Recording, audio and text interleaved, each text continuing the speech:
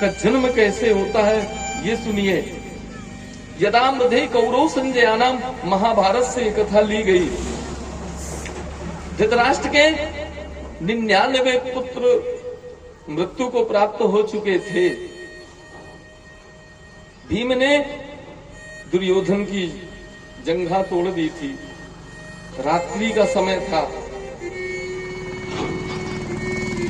कृपाचार, अश्वत्थामा,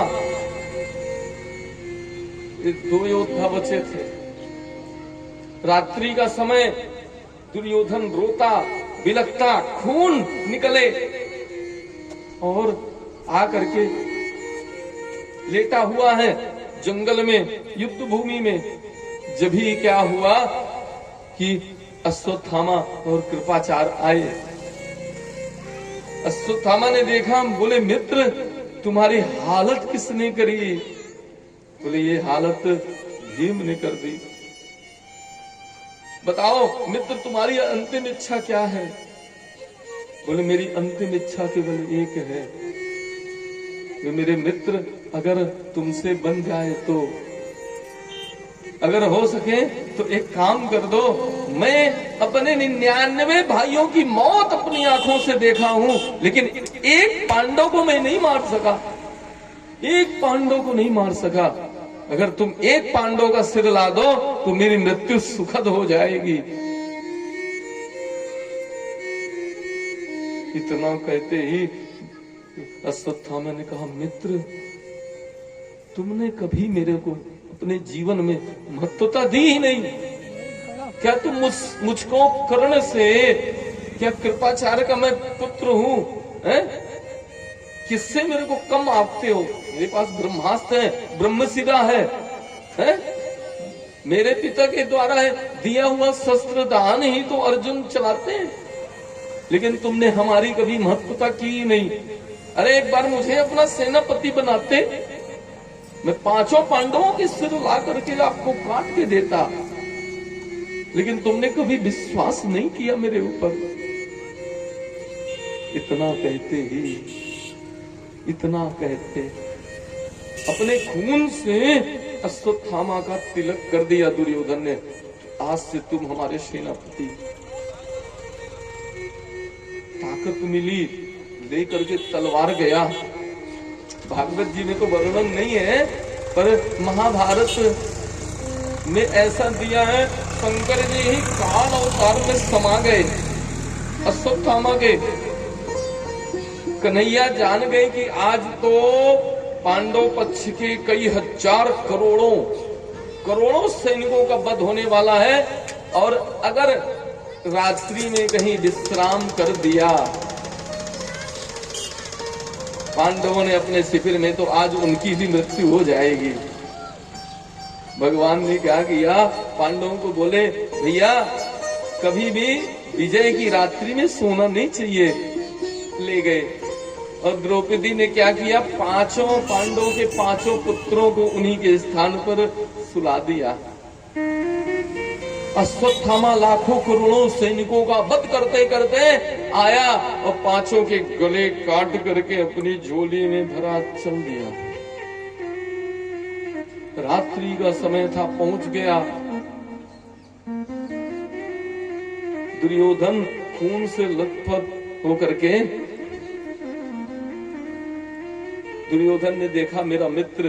बोले आ गए? बोले हाँ। देखो मित्र तुम एक एक की बात करते थे, मैं 5 पांडवों का सिर लाया। बोले ऐसा करो, 5 पांडवों का तो ठीक है, मुझे केवल भीम का सिर दे दो। जैसे इतना कहा, भीम का सिर निकाल करके दिया और दुर्योधन ने उसको दबाया, टूट गया सिर। बोले मित्र तुमने मेरे कुल का ही नाश कर दिया, कोई मेरे कुल में पानी देने वाला नहीं रहा।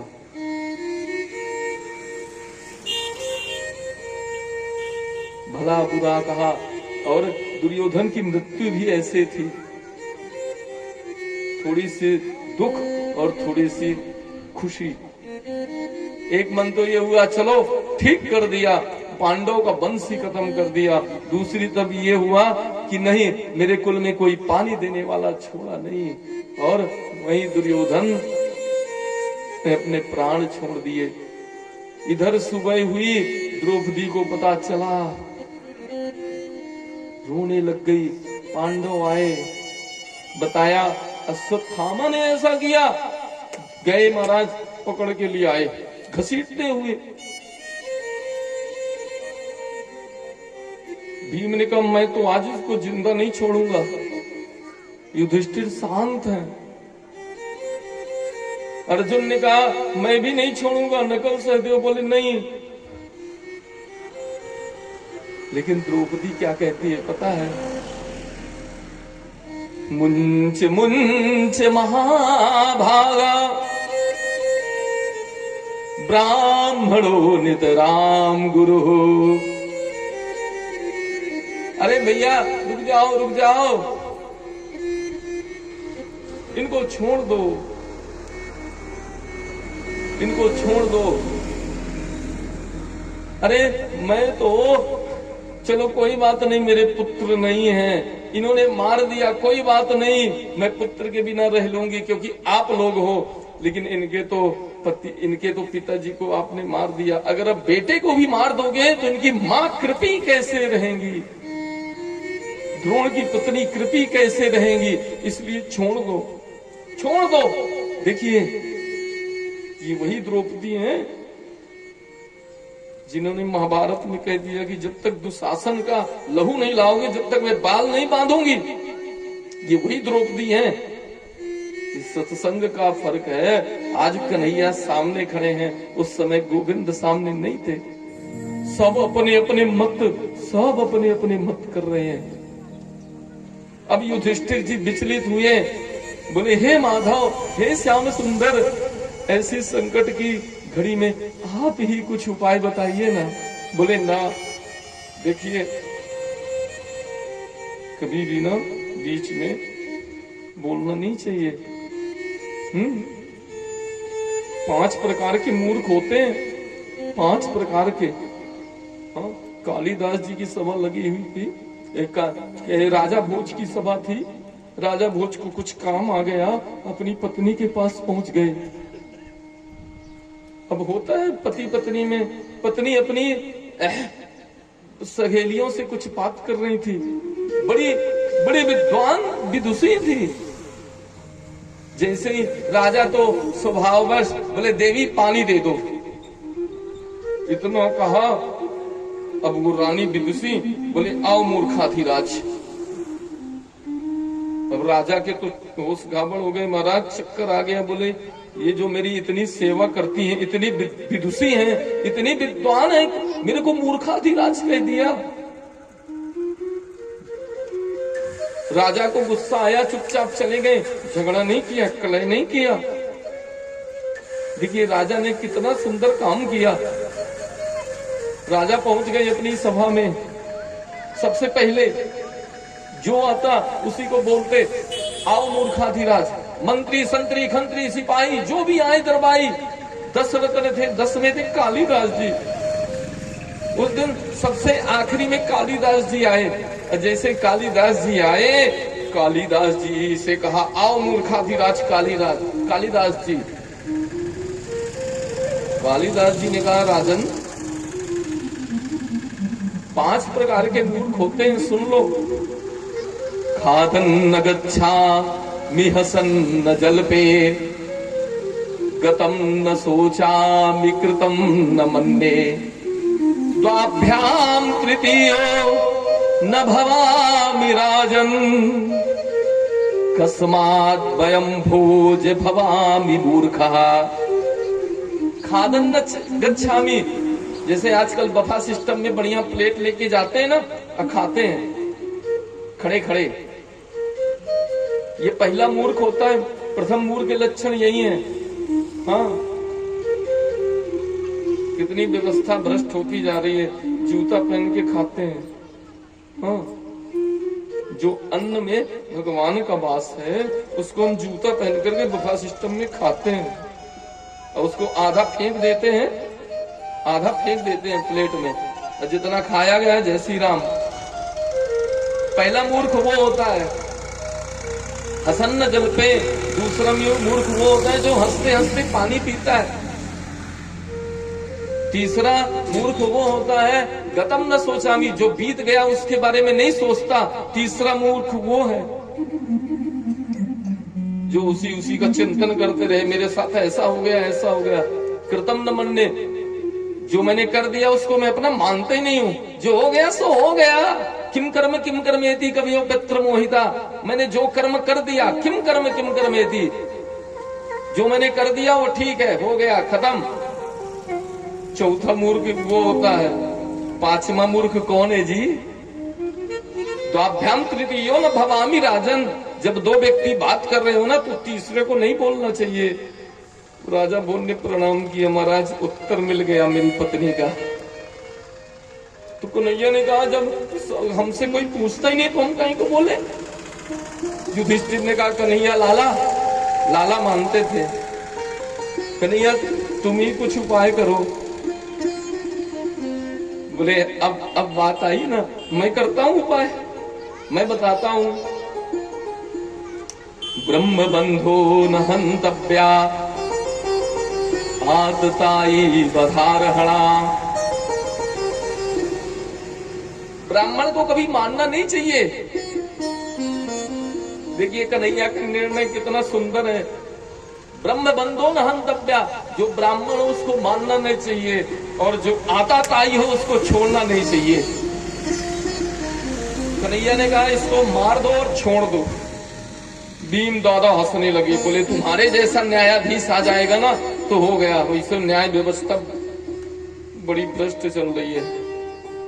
बोले तुम्हारे जैसा अगर न्यायाधीश आ गया तो समस्त चीज भ्रष्ट हो जाएगी, मार भी दो छोड़ दो, ये कैसा न्याय है? अर्जुन की ओर आए, अर्जुन ने देखा, बोले सरकार समझ गए। वपनम द्रविणादानम स्थानम निर्यापणम तथा एसते देव देवानाम दंडपारह तुमर्हसि। वपनम द्रविणादानम, ब्राह्मण का वध जानते हैं कैसे होता है? ब्राह्मण को अगर आप मुंडन करा दो, उसका धन छीन लो, उसके स्थान से वपनम द्रविणा दानम स्थानम, उसके स्थान से उसको भगाड़ दो धक्का मार के। स्थानम निर्यापणम तथा ऐसे ही ब्रह्म बंधु नाम बधो नान्योस्तु देह का। इस तरह दैहिक वध नहीं होता, ब्राह्मण को थोड़ा डांट लगा दो, अपमान कर दो, वही उसका वध होता है। बधो नान्योस्तु देह का, इस देह के वध से वध नहीं होगा। बधो नान्योस्तु देह का, ब्राह्मण का ये अपमान कर दो उसके वृद्ध के बराबर है। अर्जुन समझ गए, तुरंत 5 चोटी रखी और मड़ी निकाल के धक्का मार के भगा दिया। जैसे ही अब वो अपमान हुआ, अश्वत्थामा को यहाँ तो कहना चाहिए मेरे जान बच्छदी, लेकिन नहीं, अश्वत्थामा को गुस्सा आ गया, क्रोध आया, ब्रह्मशिरास्त्र निकाला, चलाया अर्जुन सामने। अर्जुन ने कहा प्रभु पाही पाही महायोगिन देव देव जगतपते, क्या करूं प्रभु? बोले अगर ब्रह्मशिरास्त्र चलाया है तो आप भी ब्रह्मशिरा, कंडकम कंडके, ये कांटा से कांटा निकलता है, आप भी ब्रह्मशिरास्त्र चला दो। अर्जुन ने चला दिया। अब महाराज एक ऋषि आए, देवल ऋषि, बोले महाराज कृष्ण से कहा आप ये क्या करवा रहे हो? दोनों ब्रह्म अगर शिरास्त्र लड़ेंगे तो पृथ्वी खत्म हो जाएगी। अच्छा, भगवान ने अर्जुन को आदेश दिया, अर्जुन अपना लौटा लो। अर्जुन ने तो लौटा लिया, लेकिन अश्वत्थामा को लौटाने की विधि नहीं पता थी। अश्वत्थामा ने देखा चारों तरफ इस पांडव के कुल में कौन बचा है। चिंतन करते करते करते करते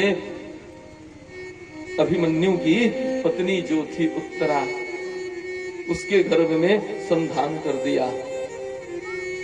जाकर के ब्रह्मशिरास्त्र अंदर प्रवेश किया।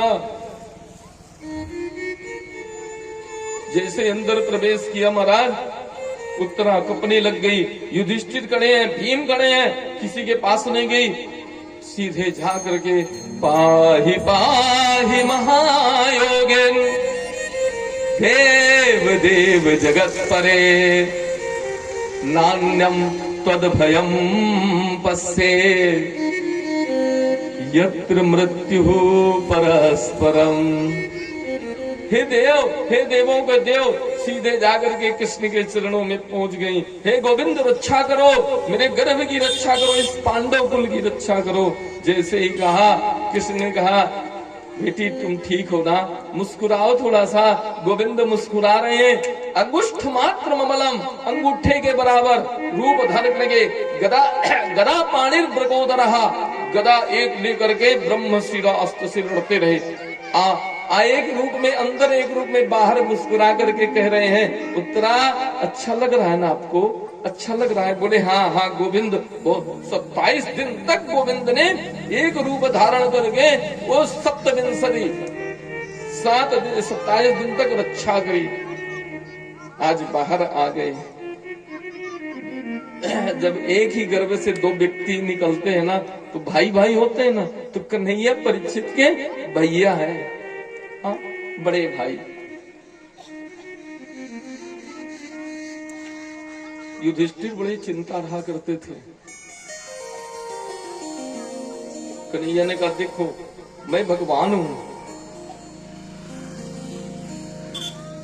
जो तुमको मांगना है मांग लो।